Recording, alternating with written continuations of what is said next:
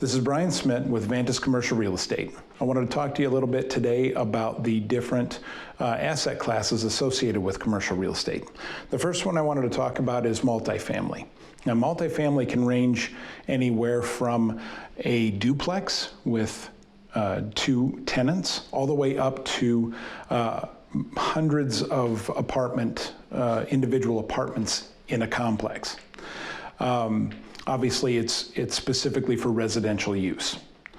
The second asset class that I want to talk to you about is office. Now, that can range anywhere from a small office building with a very small number of people in the office, in one individual tenant in that office, all the way up to a very large 40 or 50,000 square foot building, call center, that type of thing. There's also medical office, as an example. Your dentist, maybe your family practitioner. Those are medical office types of settings. The third option, or the third asset class that we're going to discuss is retail. Now, retail has a very wide range of different uses.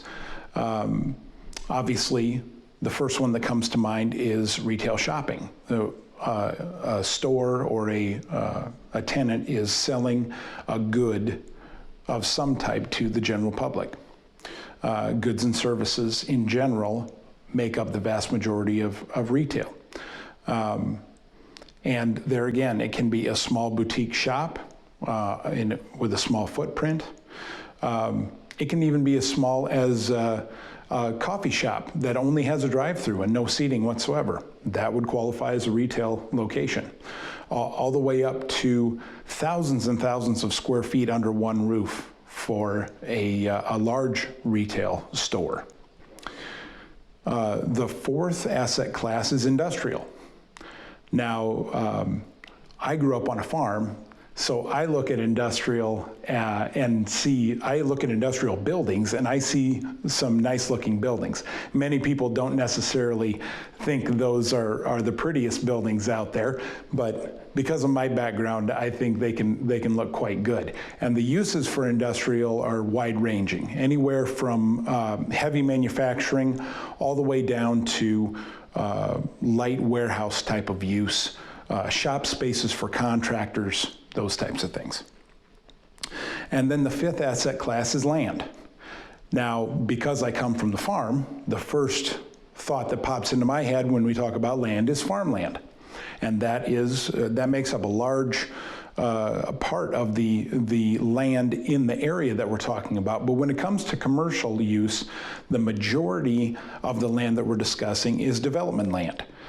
You take a bare piece of farmland or something that is not currently being used for commercial uses.